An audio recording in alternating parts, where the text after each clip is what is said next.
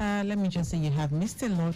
At the same time, you haven't missed a lot because you have an opportunity to go to our social media handles on Facebook, Lagos Traffic Radio 96.1 FM, on Instagram, Lagos Traffic Radio 961, and on YouTube. Subscribe to our YouTube channel, Traffic Radio 961, to watch all the back editions of the program Safe Blood Arena, brought to you courtesy Lagos State Blood Transfusion Services. And my name is Dele Agadumo. Today on the program, we'll be speaking with a medical laboratory technician. She's Rafiat Adeboye, and she's from the Lagos Island Maternity Hospital. And today we'll be talking about a blood recipient's tale of survival on the program today. This is the 26th edition of the program, which means we have had 26 editions this year alone. So I have my guests, and I also have the head of programs, Lagos State Blood Transfusion Services, that's Mr. Oluwole Olutubi. Yeah, good evening. Good evening. And Rafiat, good evening. How are you doing? Move close to the microphone. We need to hear your lovely voice. Good evening. Good evening. Yes, Welcome to Traffic Radio. Thank you. Okay, seems she's shy. Okay. Well, it's a radio station. Yes, we're in the studio, but just look at it. You and I are just having a normal conversation. All right. So just relax. Okay. So tell us about yourself. Share your background. Okay, or maybe also how you found yourself in the medical laboratory technician field. Okay. I'm Adeboye Rafiat by name. So I'm a native of Kwara State. I went to Ogun State College of Health. That's where I get my certificate as a medical laboratory technician. Okay. So for like 2.5 years back, I worked with Lagos State Blood Transfusion Service as a volunteer / medical lab technician. Okay. So I left not for just like maybe within this year I left there because I have to move forward. I can't just be at a point. I have to move forward. So currently now I'm working with Lagos Island Maternity. Okay. So, we're talking about, I mean, we've had people on this program with different conditions that require them to get blood transfusion. What led you to the point where you needed to get transfused? What was the experience like? Okay. That very evening I was at home. So I just felt this kind of dizziness. Okay. I couldn't feel myself the way I can't feel my normal self, or just like maybe as they say in pitch, I'm not getting myself. I'm not even myself at all. That's I was feeling dizzy at the other side. I'm having a headache. I'm just restless. I don't know how my body is. So along the line, I was told I fainted. Oh, okay. So I don't really know how I got to General Hospital Lagos. Wow. So I think when I get there, that was when they now undergo some certain tests from me. Okay. Which confirmed that I have malaria and typhoid. Okay. So during that process, I was treated, but on the other side, I also checked for the pack cell volume. So that was what bring up the issue of that I need to be transfused because then my blood level as at then was as low as 20%. Wow. So I have to they have to transfuse me. Okay. So when they told you you were going to be transfused, what were the questions that were racing through your mind? What were you thinking about? What questions did you ask them or ask yourself? I asked them why will you transfuse me that? If it's just malaria. Is it not just malaria and typhoid? So why are you now saying you want to transfuse? So I was like, I should allow them to do their job, that if it's not needed, they won't requested for it. So now I found that after the transfusion, I found everything on my back with the malaria and typhoid medication all together.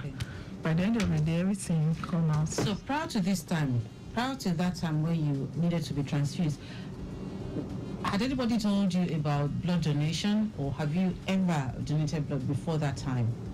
No, I've never donated blood before that time. Okay. But I used to hear about blood donation. Until when I saw, when it comes to me, when it really happens to me, that's what this what they really call. So after the transfusion, what was your experience like?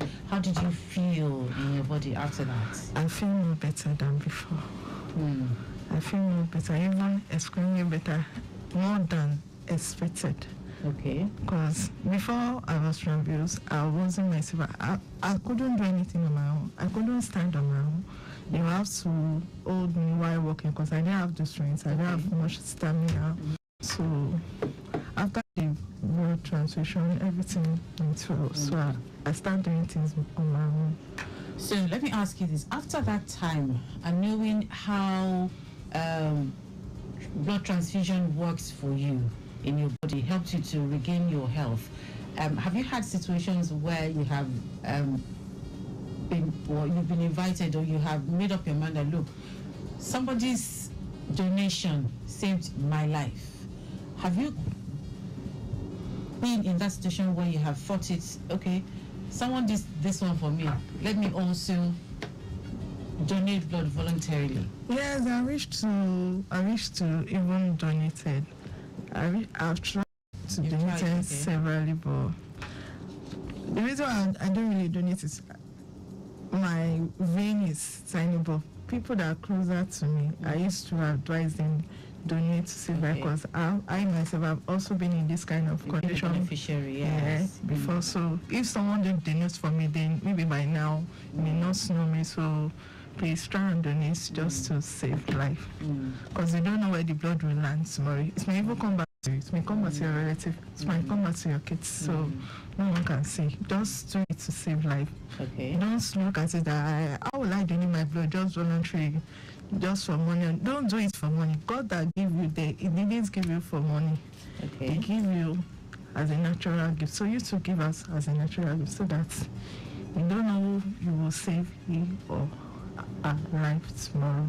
So taking a look at some of the people you have spoken with about blood donation, what has been their response to you in sharing your, maybe I'll call it testimony, in sharing your testimony with them? What has been your experience in talking to them and sharing your story, and how have they responded to that? Some do respond well.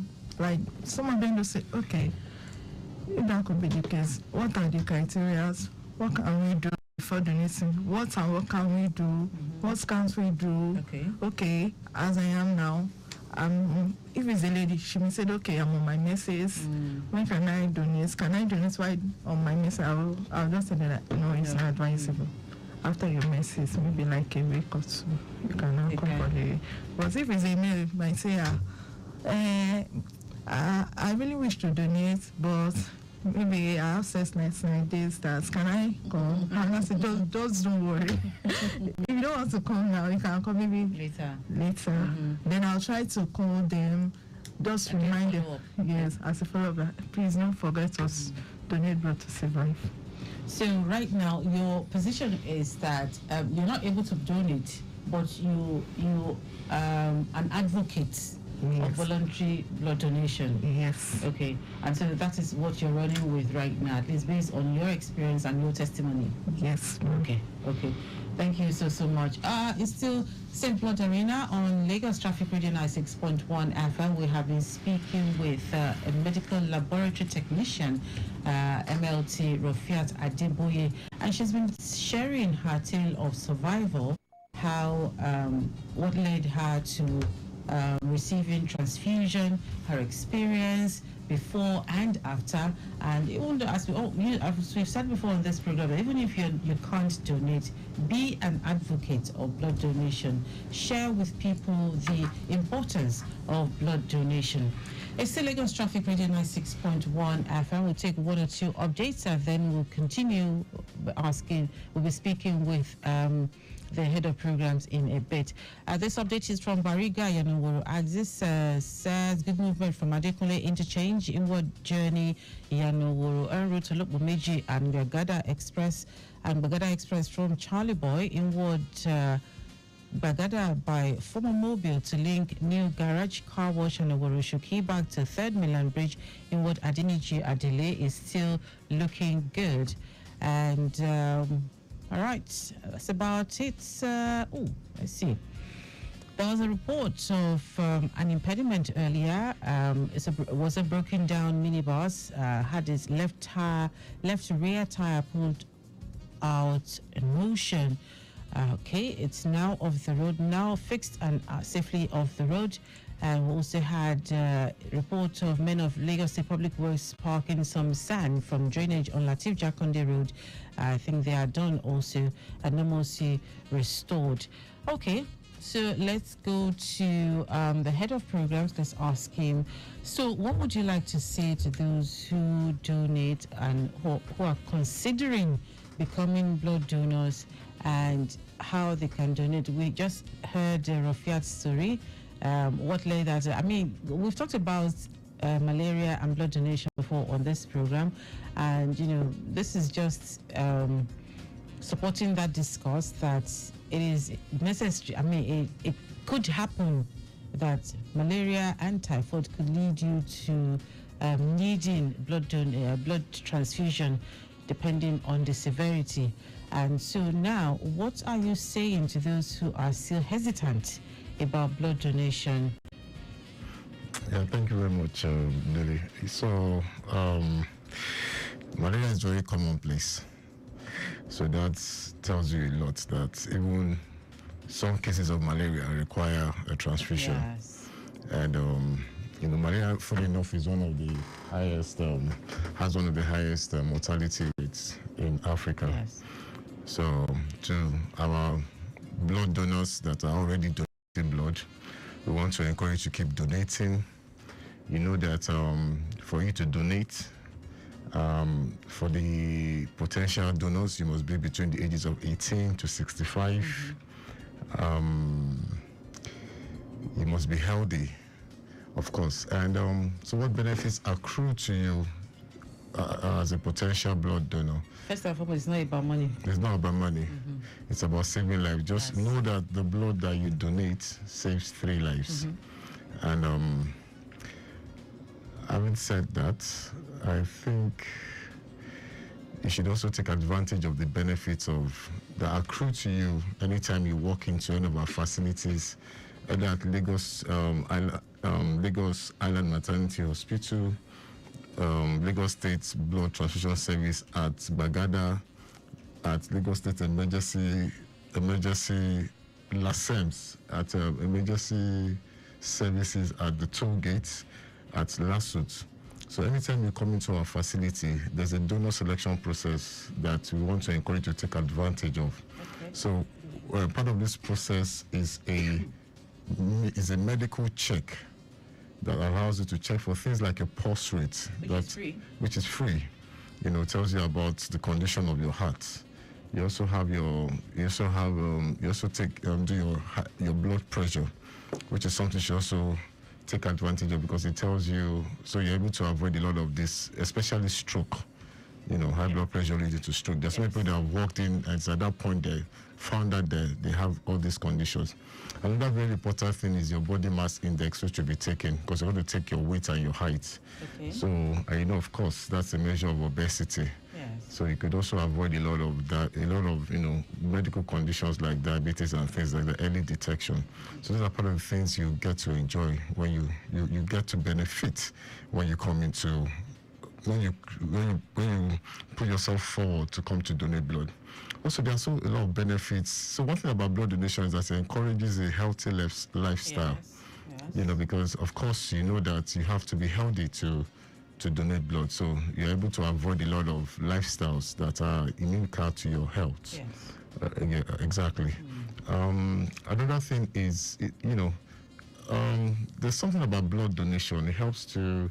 So one thing you should know that your cells naturally die every 120 days. Your red blood cells, of course. So, and this So when you donate blood regularly, you're forcing your marrow to, you're forcing it to produce new red blood cells. So you're fresher, you're healthier, you're stronger. Okay. So there's something called circulatory overload, where, so look at it like this, it's like somebody trying to carry twice his weight. It could be very, very tiring. Yes. So that's why some people, they have things like shortness of breath. Okay. They can't sleep, or because their heart is overworking. So part of the ways of, getting things in balance is just coming. And we've had cases of people, people that suffer from insomnia, can't sleep. And once they do this donation, they find that they sleep like babies. Yeah, exactly. So instead of you trying to take all the sleeping pills and get addicted to it, you could also try this option, free of charge. It's just there for you to take advantage of.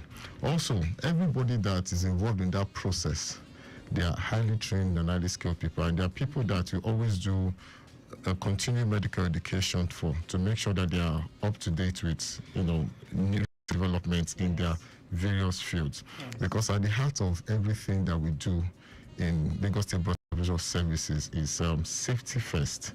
We adhere strictly to World Health, WHO standards and guidelines. That's why in every process that's why another thing is the transfusion of the blood. Of course, so we make sure that the blood goes through a screening process using the recommended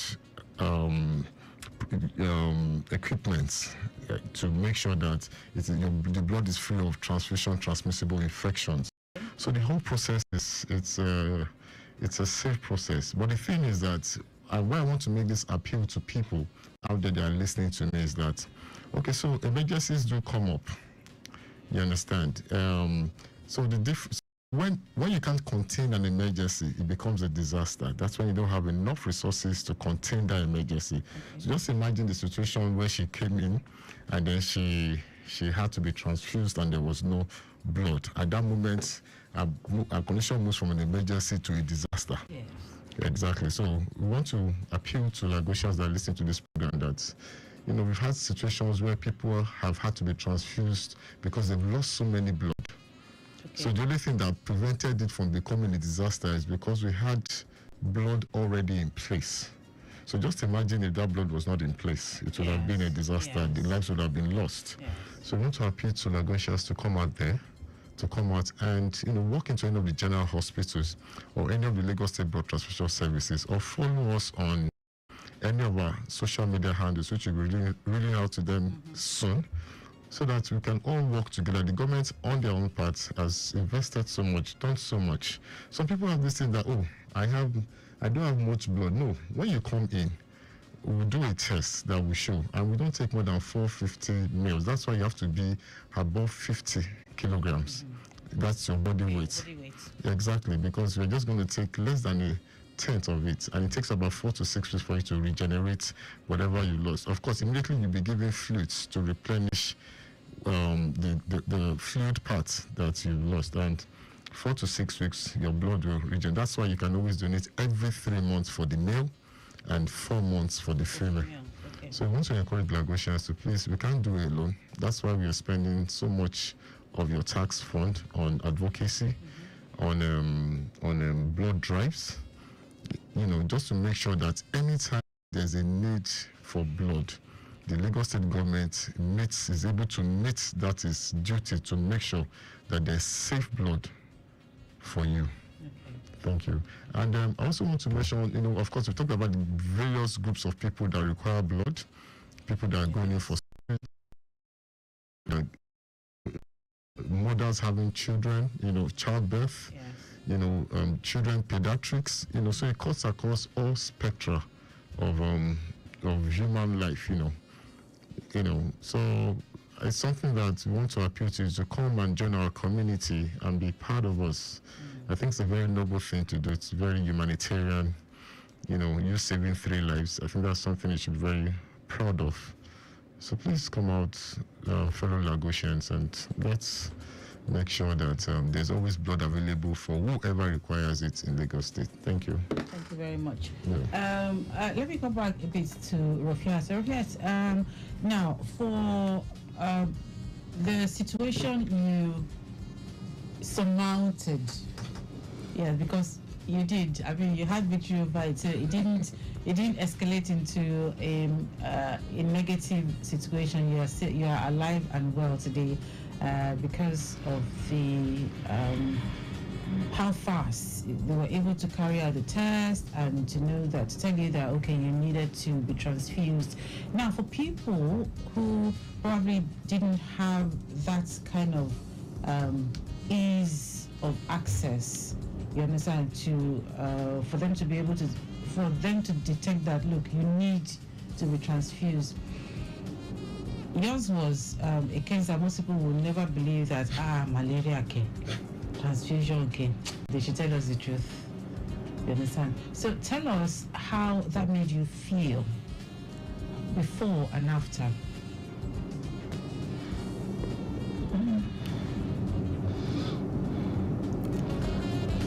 Okay.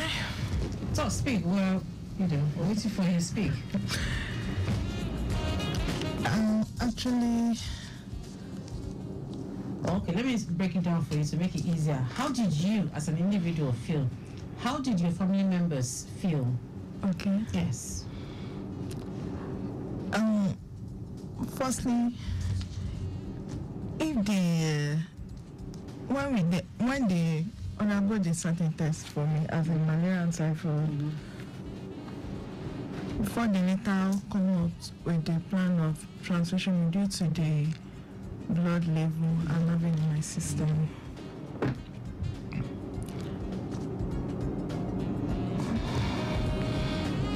How did you feel? How did your family members feel? My family member feel like, why would they transfuse me? There are someone haven't collected blood in our family before. Why would she be? Okay, the that first feeling, was person? it about religion? It's not about religion, but Okay. it sounds strange to them. Like, Okay.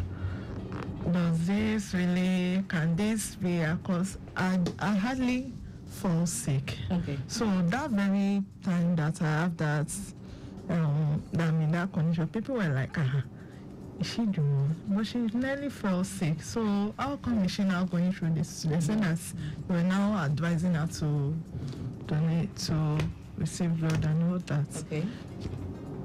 My parents at the first stage, like, whatever that will make our baby come back to our normal Yes. state. That's all what we just want for her. So I was just like, anything that will make me feel okay, come back to my normal condition. So they did not say that maybe somebody somewhere has, drawn blood from you spiritually? No. Because the reason why they didn't think that is that they know that this malaria of 18, it really drains blood in some ways. Then secondly, even before I was taken to the hospital, they started a step medication for me at home. And all these antibiotics too at the same side, Yeah. it do drain Yes. blood, it breaks the red blood cells. So that was why they said it might be possible. Okay. So that's why they just Agreed. agreed that, okay, do whatever that will make my baby to be okay. Okay. I'm So ready. after that time, has there been anybody close to you, maybe a family member that has gone through that process, transfusion, maybe through childbirth or something? Yeah, Okay. through childbirth, that was like my cousin. Okay. Then after the transition, she felt better. That was when she was pregnant. Okay. So they had to rush down to the maternity. She wasn't feeling her normal self, so she was admitted in too. Okay. So along the line, she was told to that they have to transfer her. So I think she took just a pint of blood then. Okay. So after then she undergo some certain treatments. All right. So after some days or weeks, she was discharged. Okay. So she was discharged. So later, when it's time for her to give birth, so that was when they now readmit her. And when she was even trying to give birth, she didn't take any blood. It's only the one she had taken before. Okay, so it worked for her. Yes. So in rounding up, Mr. Lua, let me ask you, for people who, they've gone through this process and then they're thinking, okay, I'm not able to donate, but I can be an advocate. Do they have access, or their family members, do they have access to free transfusion? They don't have to donate to replace. We said that those who donate, but those who are voluntary blood donors, they don't have to pay for what's it called, for screening, was it processing? And their family members can be transfused without stress. Those who are advocates, these are different categories of people. They're not able to donate, but they can act in the place of as an advocate for blood donation, even though they are not donating. Do they also have that access as those who donate regularly? So let me put, so if you're an advocate, because we have a lot of organizations that we work with, NGOs, the Sickle Cell Foundation, like the Genotype Foundation that was on show about 2 weeks ago. Yes, that's Mama Genotype. Mama Genotype, yes. Formerly called Mama Genotype. So for people like that, so because they have a relationship with us, so they have, because blood again can be relatively scarce. Okay. If you go along blood groups, and so that creates some form of, and that's why we are appealing to people to come out. So at some point, but the thing is that for people like that, because already they have access to us, already because they work with us, they're able to facilitate faster. Okay. The blood needs. Okay. Of the people that are attached to them. Yes. Exactly. So, because like today I was in the laboratory today, and we had to ration.